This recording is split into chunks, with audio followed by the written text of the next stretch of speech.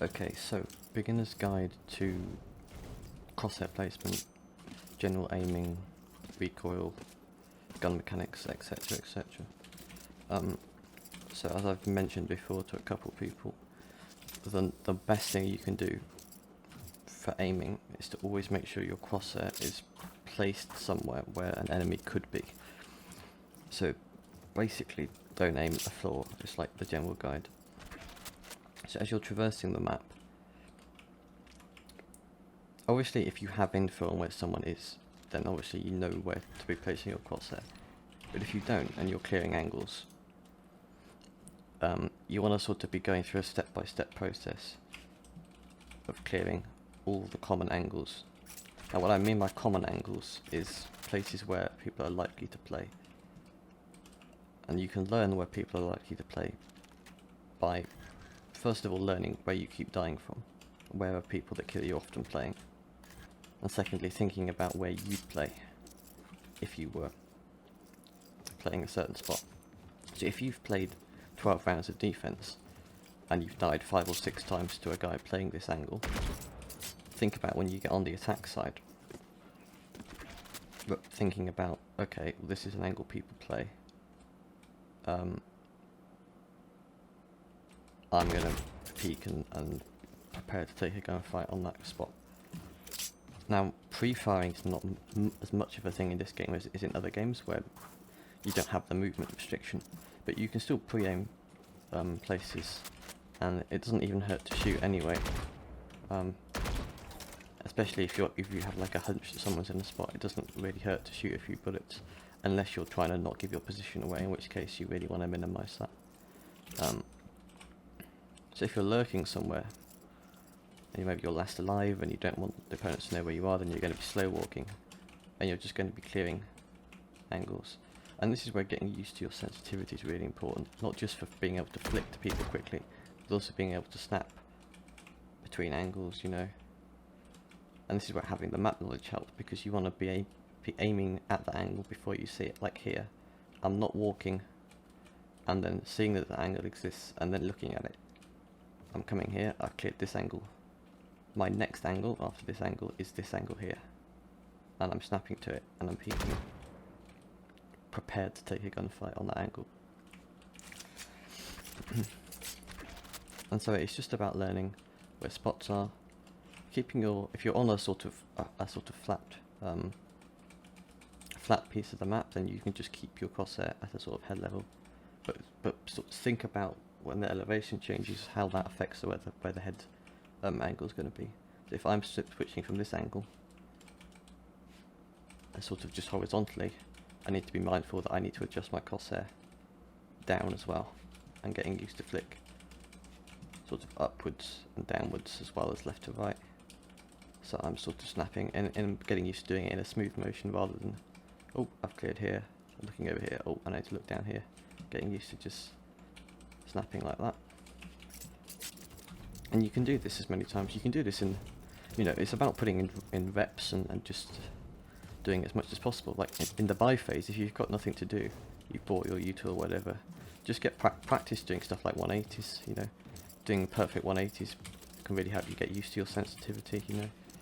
Doing that, just, you know, just doing this. The number of times I've done this, you know, just in the buy phase, it seems silly, but that will have sort of indirectly helped my aim consistency, because I've got used to the amount that I have to move my mouse to change from one angle to the next.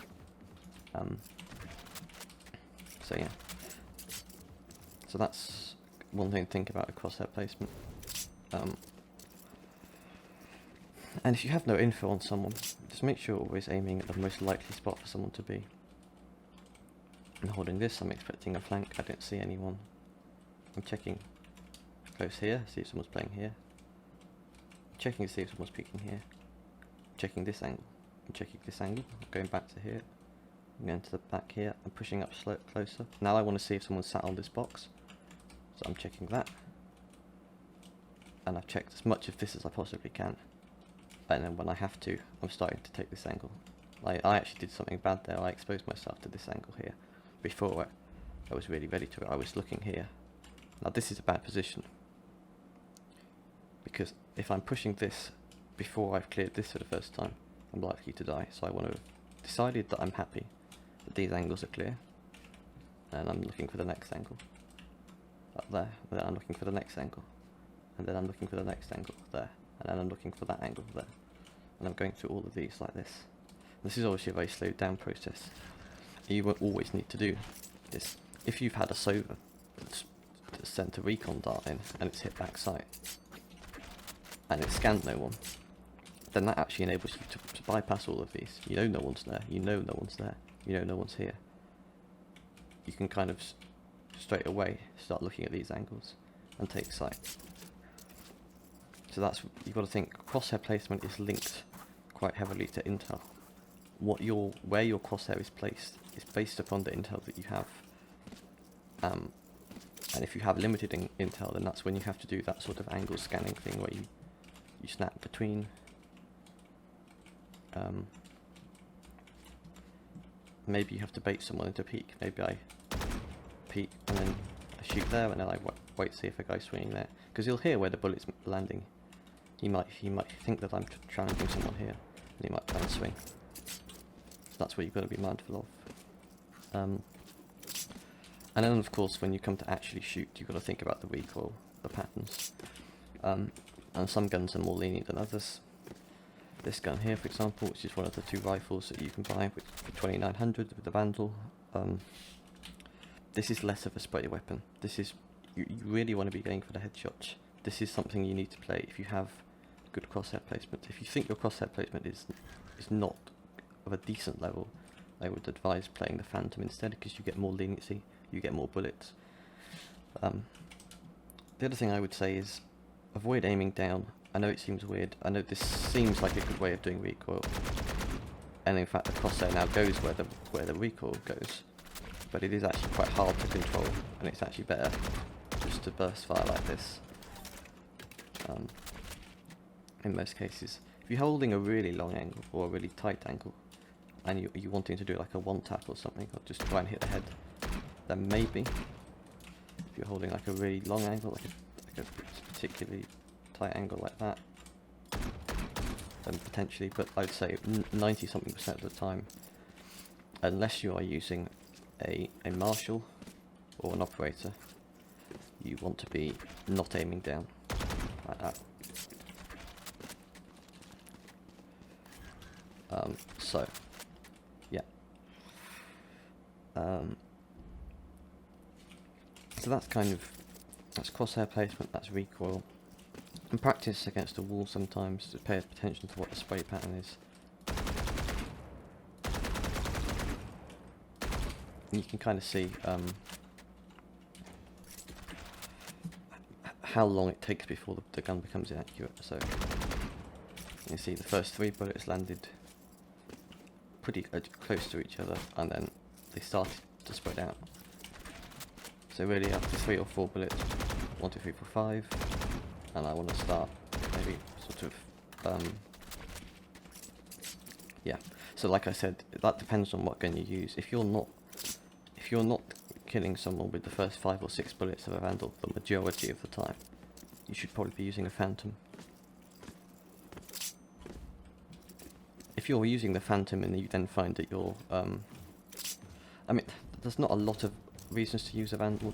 The main thing the Vandal has over the Phantom is the guaranteed one-shot headshot. So if you find that you're using a Phantom a lot, and you're peeking, and you're headshotting someone for 145 damage and then dying, and that happens frequently, then it may be worth switching to a Vandal. At the end of the day, it is personal preference, but there are objective pros and cons to using one or the other. And yeah, and like I said, the movement restriction is something you've got to bear in mind. So, not if you peek and you start being shot, don't try to run away while shooting. Did you notice there how basically none of my bullets actually hit what I was trying to shoot there? So yeah, that's the main thing. Is if you sort of have to commit to a gunfight and sort of complete it, and either you're going to kill him or he's going to kill you, but it's very unlikely unless you're playing someone like a Jet with a dash or a Chamber with a TP that you're actually going to be able to engage in a gunfight. and then miss, and then sort of get out of the gunfight. So yeah, that's something to keep in mind. The other thing to keep in mind is what agent are you about to get into a gunfight with. If you're about to get into a gunfight with a flash character, be prepared to turn away from the flash. If you know there's a KO or something with a flash, get ready to turn and look back. You see the flash, as soon as you hear it pop, just get used to snapping back to that angle as quickly as you can. If you know there's someone like a jet or something, I know there's a jet here, I need to be prepared for her to dash further into sight. So for example, I'm here, I see the jet that's thrown a smoke out onto here somewhere. I'm thinking she's probably going to dash into that smoke, so I'm getting ready. Okay, there could be a second person I have to fight, but I'm sort of prepared to kill someone in that smoke and then go back to the main angle.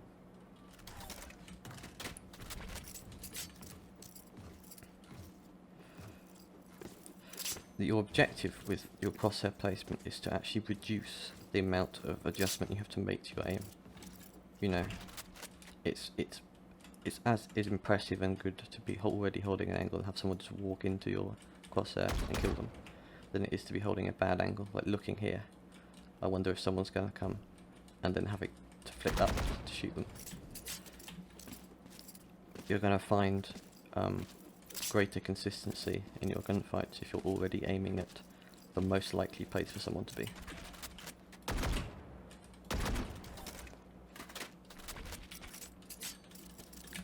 And so yeah, and with other guns it's a little bit different. So for example with the frenzy, there's a certain amount of leniency with the movement. So if I know someone's close here, I'm not going to peek and shoot. If I know someone's really close, I'm going to swing like that.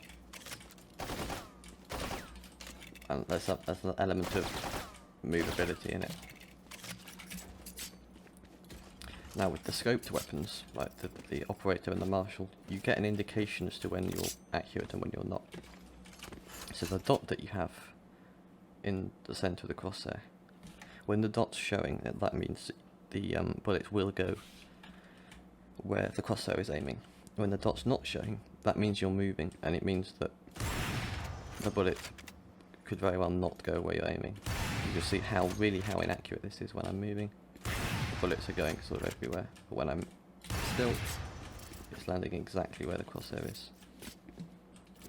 Now this is why, so the operator takes longer than other guns to become accurate. For example, if I have a phantom, I can move and shoot. If I have an operator, there's a little bit less leniency, which is why I would say something like an operator is much better on defense than on attack, because you're doing much more of angle holding. You're pushing up at the start, taking an angle, and you're posted on a position, and you're not pushing. As soon as you get into a situation where you need to push,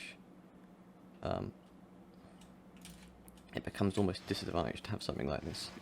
And this is why you shouldn't buy too many of them. This is why, you know, if you have sort of 3 or 4 operators on a team, if you ever have to retake a site, it's going to be really difficult. So you want to kind of, most of the time, you should only be buying an operator if you're playing jet or chamber on defense. That's kind of, well, what it's restricted to the most part. And also a thing with crosshair placement is obviously headshots are best on most guns, but on other guns headshots aren't necessary. If I'm using an operator, this gun will one-shot a body shot, which means there is no point aiming for a headshot. I want to aim for the middle of the body, where I have the greatest chance of actually getting a hit. So be mindful of what gun I'm playing. If I'm playing Marshal, I'm getting ready for a headshot, because I need a one-shot headshot. If I'm playing Operator, I'm maybe not aiming quite so high, I'm aiming a little bit lower. Just near the upper chest or whatever. Because that gives me more of a guaranteed kill, and I don't need to sort of, I don't need the sort of high risk, high reward thing of going for a headshot with an operator.